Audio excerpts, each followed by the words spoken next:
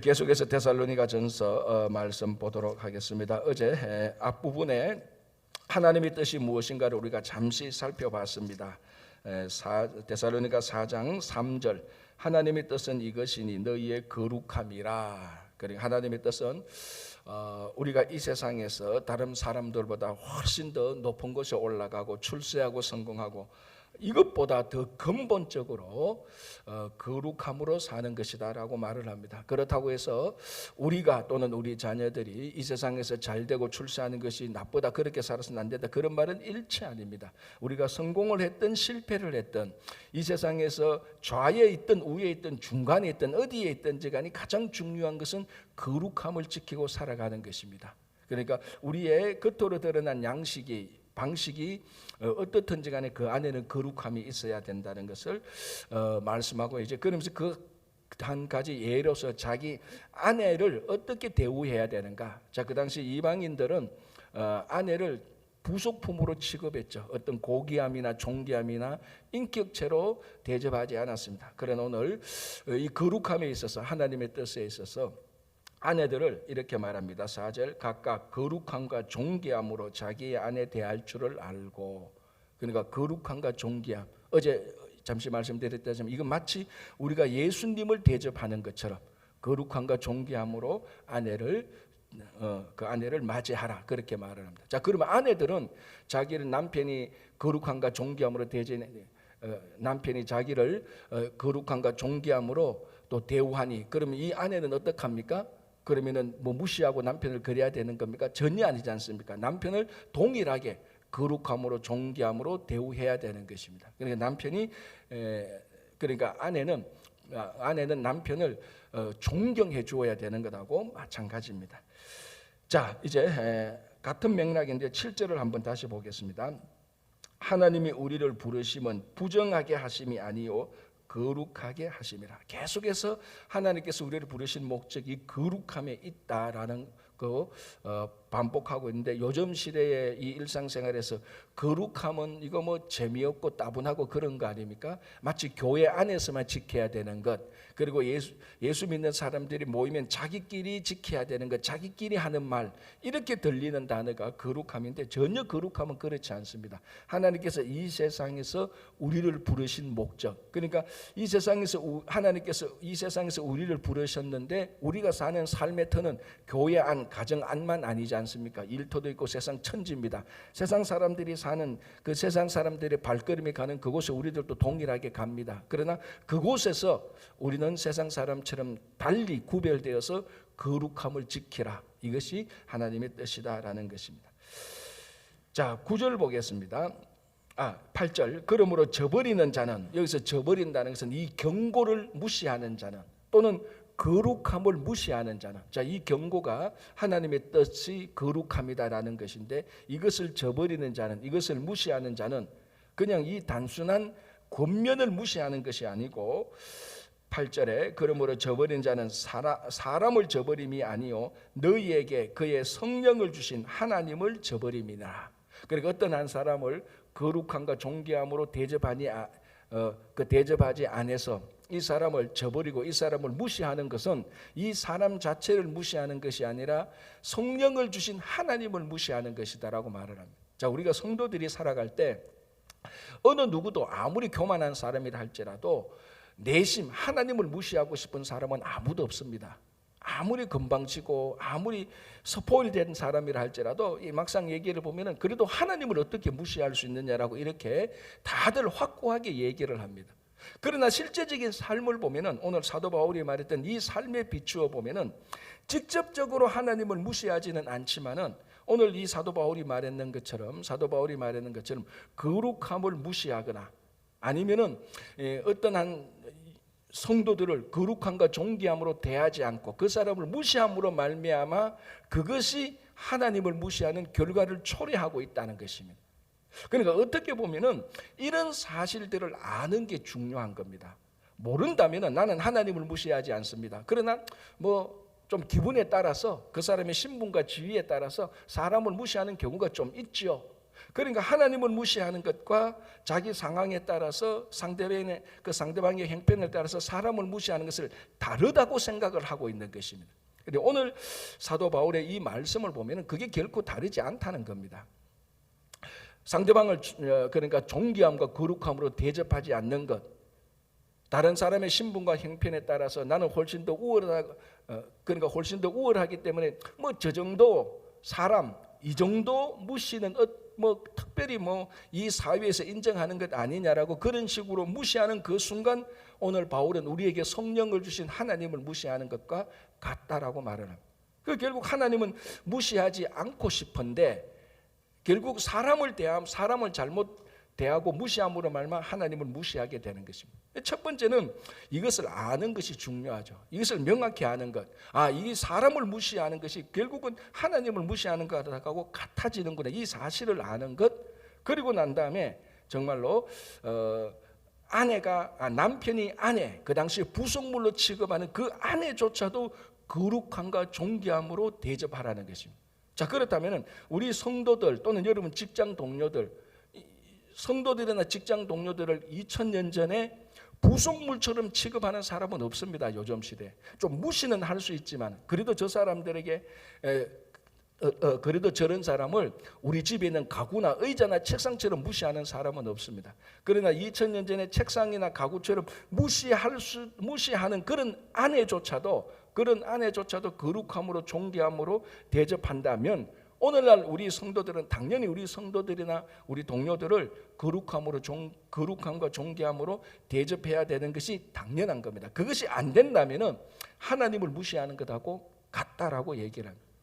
그러면은 나는 하나님을 무시하지 않는다라는 이 사람은 모든 사람을 그 사람의 형편이 어떻든지 간에 사정이 어떻든지 간에 거룩함과 존귀함으로 우리가 그들을 영접하고 대접해야 하는 것이 가장 우리 신앙의 기본이 되는 것이죠. 자, 9절 형제 사랑에 관하여 너희에게 쓸 것이 없으면, 자, 이 말은 무슨 말인가 하면 데살로니가 교회 교인들이 형제 사랑을 참 잘했습니다. 세 가지 칭찬을 받았죠. 믿음의 역사와 사랑의 수고와 소망의 인내. 그리고 여기 디모데가 데살로니가 교회를 방문했다가 가져온 이런 소식들을 보면서 사도 바울이 뭘 알았는가 하면 이 데살로니가 교회 교인들은 참 형제 자매 간의 사랑이 많구나, 그것을 확인했습니다. 그래서 보통 갈등이 많고 분쟁이 많은 그런 교회는 반드시 너희들이 서로 사랑하라, 주님이 우리를 사랑하신 것처럼 너희들 서로 사랑하라, 이런 이제 계명을 예수님께서 권면을 바울이 많이 했는데 이 데살로니가 교회는 특별하게 거기에 대해서는 별게 쓸 게 없다. 왜? 너희들이 지금 잘하고 있다. 자, 9절 형제 사랑에 관하여는 너희에게 쓸 것이 없으면 너희들 자신이 하나님의 가르치심을 받아 서로 사랑함이라. 이거 엄청난 칭찬이죠. 굉장한 칭찬을 받았습니다. 자, 그리고 뭐라고 말하는가 하면은 너희가 온 마게도냐 모든 형제에 대하여 과연 이것을 행하도다. 형제들아 권하노니 더욱 그렇게 행하고. 그러니까 형제 사랑 지금 하고 있는데 이제 끝내는 게 아니고 앞으로도 계속해서 지속적으로 이렇게 하라는 겁니다. 우리 성경을 보면요, 어떤 권면이 많은가 하면은 이 지속성, 끝까지 하는 것, 여기에 대한 권면이 굉장히 많습니다. 우리가 신앙생활 할 때도 좋은 일, 하나님의 뜻 가운데서 행한 일 한 번, 두 번은 다 합니다. 그러나 중요한 것은 한 번, 두 번이 아니고 끝까지 유지될 수 있는 것. 그래서 우리 이런 말 하지 않습니까? 1등 한 번 하기는 쉬워도 1등을 유지하기는 1등을 유지하는 것은 1등 한 번 하기보다 100배나 더 어렵다는 것. 1등은 하다 보면 열심히 해서 한 번 할 수 있습니다. 그것을 유지하는 건요, 지금까지 1등을 차지하기 위해서 노력했던 것보다 몇 배나 더 해야 되는 겁니다. 마찬가지로 우리가 신앙생활 할 때 지금까지 한 번, 두 번은 선한 일도 하고 잘할 수 있습니다. 그러나 그것을 계속해서 예수님 오실 때까지 잘할 수 있는 것. 자, 그런데 이거는 우리 이제 힘과 능력으로 되는 게 아니죠. 그래서 성령에 의존하고 인도하신 성령에 의존하고 우리가 또 낙담되고 좌절될 때마다 다시 기도함으로 하나님의 뜻을 확인하고 하나님과 교제함으로 그 교제, 하나님 교제의 힘, 기도 힘으로 다시 계속해서 지속할 수 있는 그런 힘이 생기는 겁니다. 자, 11절 12절 보겠습니다. 또 너희에게 명한 것 같이 조용히 자기 일을 하고 너희 손으로 일하기를 힘쓰라. 이는 외인에 대하여 단정히 행하고 또한 아무 궁핍함이 없게 하려 함이라 됐습니다. 자, 너희에게 명한 것 같이 조용히 자기 일을 하고. 자, 사실 이 데살로니가전서 4장 11절 12절에 대하여서 우리가 많은 시간을 내어서 이 말씀을 함께 묵상하는 그런 시간은 사실은 많지 않습니다. 그러나 오늘 짧은 시간이지만 이 두 구절을 우리가 한번 좀 볼 필요가 있습니다.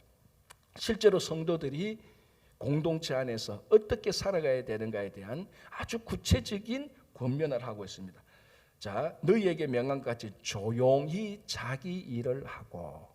조용히 자기 일을 하라는 겁니다. 자, 이것은 우리가 몇 가지로 생각할 수 있는데, 특별히 조용히 자기 일을 하고, 무슨 말인가 하면 남의 일에 무리하게 간섭하지 말라. 물론 남의 하는 일에 관심을 가지고 있는 것은 좋지만 그걸 무례하게 거기에 간섭하지 말라. 자, 이런 의미도 되고요. 중요한 것은 자기 일을 하는데 조용히 하라는 겁니다.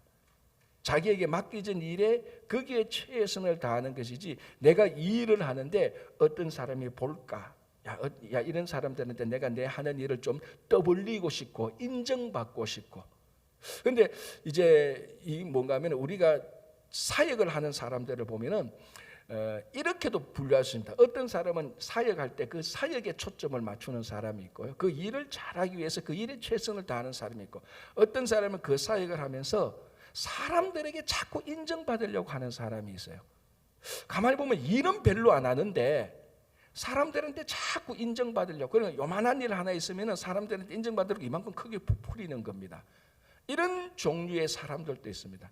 짜증나죠, 진짜로. 옆에 보면 다 아는데 저 사람은 별로 일은 안 하는데 막 온 동네 다니면서 사람들 찾아가면서 자기가 일을 마치 많이 하는 것처럼, 우리가 유심히 살피지 않으면 그렇게 우리가 착각됩니다. 예를 들어서 어떤 사역이 하나 있는데 A라는 사람이 일 요만큼 하고 매일 이 사람 만나고 저 사람 만나고 자기 일한 것에 대해서 막 떠벌리면 그 사람 참 일 많이 하는구나라고 착각할 수가 있는 것입니다.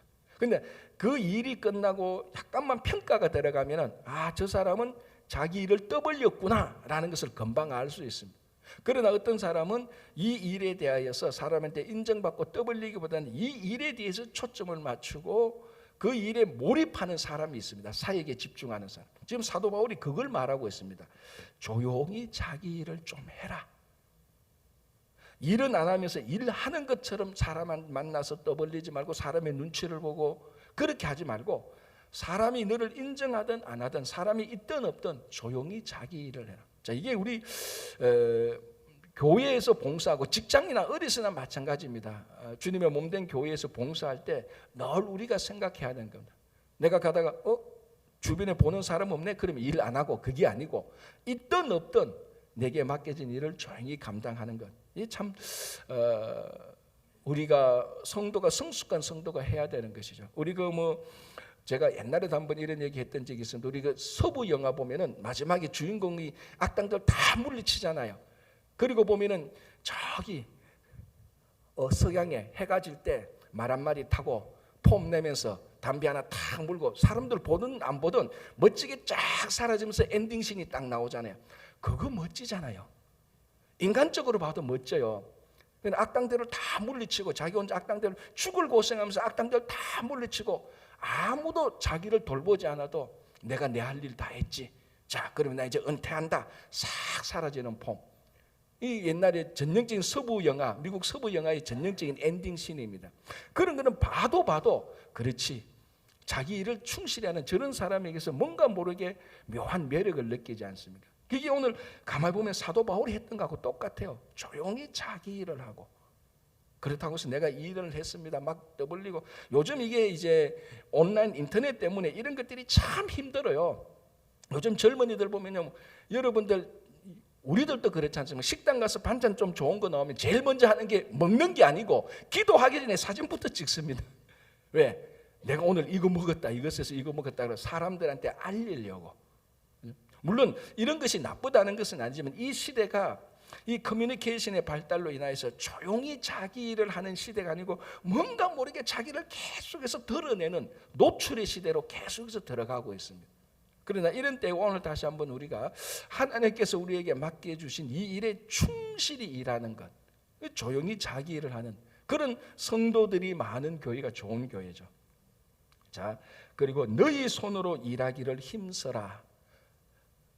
우리 일을, 내 손으로 하지 내 일을 다른 사람의 손을 빌려서 하지 말라. 그리고 내게 주어진 일은 내가 잘 마무리하는 그러니까 어떻게 보면 이 사역하는 데서 가장 기본적인 이 권면을 바울이 하는 겁니다. 너희 손으로 일하기를 힘써라.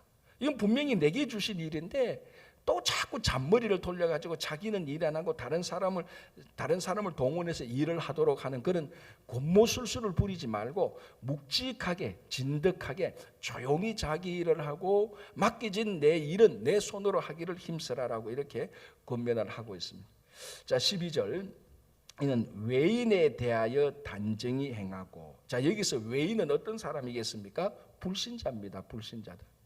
참 우리가 요걸 볼 때 약간 좀 조심해야 될 것은요. 어떤 분들은 뭐 요즘은 이제 그렇지 않지만 좀 극단적인 신앙을 가진 사람들, 예수 믿지 않는 사람은 다 지옥에 갈 사람들이라고 생각하고 예수 믿지 않는 불신자를 좀 영혼이 다 지옥 갈 사람이라고 생각하고, 물론 그들이 예수를 믿지 않기 때문에 그 영혼이 불쌍한 것에 대한 진짜 하나님의 긍휼함을 가지는 것은 너무너무 좋습니다. 그런 긍휼함이 있어야 되죠. 그래야 그런 사람들이 저분이 예수를 믿었으면 좋겠다, 그래서 영원한 생명을 이 땅에서 누렸으면 좋겠다라는 그런 긍휼함이 있는 것은 당연히 우리가 가지는 것은 참 좋은데, 그 반대로 아이고 예수도 안 믿고 그 영적인 진리도 모르고 그러면서 불신자를 무시하거나 그분에 대해서 무례하게 대하는 태도를 가진 사람이 옛날에는 좀 있었습니다. 요즘은 뭐 그렇지 않지만. 자, 그런데 여기서 볼 때 사울이 외인에 대하여 단정히 행하고, 자, 여기서 단정히 행한다는 것은 아주 예의를 갖추어라는 것입니다. 불신자들에 대해서 아주 예의를 갖추라. 그래야 이 불신자들이, 당연한 것 아닙니까? 저 믿는 자들이, 예수 그리스도를 믿는 자들이 우리들에게 예의를 갖추는 것을 보고 감동을 받고 뭔가 저 사람들의 삶에 있어서는 우리보다 더 우월한 것이 있다라고 스스로 인정을 하게 되는 것입니다. 이게 참 중요한 건데요. 우리 믿지 않는 그 외인들, 이 불신자들, 밖에 있는 사람들이 교회 안에 있는 사람들, 그는 믿는 자들에게서 그들의 삶을 보고 감동을 느낀다면요, 그거는 그 다음부터 전도하는 것은요 일도 아닙니다, 진짜로. 그런데 이 외인들이 교회 안에 있는 사람들, 예수 믿는 사람들에게 있어서 냉담하기 시작하면요, 천사의 말을 해도 그 사람은 예수 안 믿어요. 근데 그 사람들이 불신자들이 교회의 사람들을 보고, 야, 저 사람들은 말하는 게 굉장히 우리하고 다르네, 뭔가 모르게 자기들하고 차별되어서 더 우월한 것을 진짜 인정을 한다면요, 그런 사람들에게 복음을 전하는 것은 정말 이거야말로 진짜 식은 죽 먹기입니다. 그런데 이게 반대로 되면, 냉담하다면요, 어떤 말을 해도 안 되는. 그래서 우리가 이 외인들에 대하여 단정히 행하고, 즉 가끔요, 참 우리의 치부를 드러내는 건데, 가끔 이제 연세 드신 교회 다니시는 목사님도 그렇고 장로님도 그래요. 어떨 때는 보면요, 식당에 가보면요, 웨이트리스 이런 젊은 사람들한테요 무례하게 대하거나, 제가 알거든요. 저는 분명히 어느 교회 목사가 어느 교회 장로님인데요, 뭐 저하고 친분이 있어서 뭐 각각 인사는 하죠. 딱 보면 저분이 교회에 대한 장로님이 어느 교회 장로님인 것 같은데, 어느 교회 목사님 같은데, 연로하신 목사님 같은데, 식당에 가서 그 이제 그 봉사하시는, 서빙하시는 분, 좀 젊은 분들한테요 마음대로 말을 놓고요, 정말로 어떨 땐 되게 무례하게 하는 경우가 참 많아요. 모르겠습니다. 팁은 얼마나 많이 주시는지는 모르겠지만은 참 그거를 볼 때 제가 얼굴이 화끈거려요. 왜 그렇게 행합니까? 그럴 이유가 없지 않습니까? 뭐 나이가 많다고, 단순히 자기가 나이가 많다고, 그리고 식당에서 서빙하시는 분들이 그런 일을 한다고 무시하는 겁니까? 절대로 그런 거 아니지 않습니까? 하여튼 왜 그런지는 모르겠지만 그렇게 사람들을, 외인에 대해서 사람들을 예의를 갖추지 않고 무례하게 하는 분들이 가끔 보입니다. 참 그럴 때는 제가 저분들을 어떻게 해야 내가 존중할 수 있을까? 존중할 수 있는 방법이 없어요, 그런 사람들은. 그렇지 않습니까? 막 모르겠는데 사람에 대해서 화가 나는 부분이 다른데, 저는 그런 걸 옆에서 보면 되게 화가 나요. 아니 왜 저 사람들 말을 놓고 마음대로 틱틱 이래라 저래라 그래? 충분히 존중할 수 있는 입이 있는데 교회 가면 자기 성도들한테 그렇게 안 한다고요. 안 하죠. 못 하죠. 근데 왜 밖에 나와서 그렇게는 하시느냐고. 오늘 사도 바울이 말합니다. 외인에 대하여 단정히 행하고, 남녀노소 상관없이 외인에 대해서 단정히 최대한 예의를 갖추고 이렇게 행하라는 것입니다.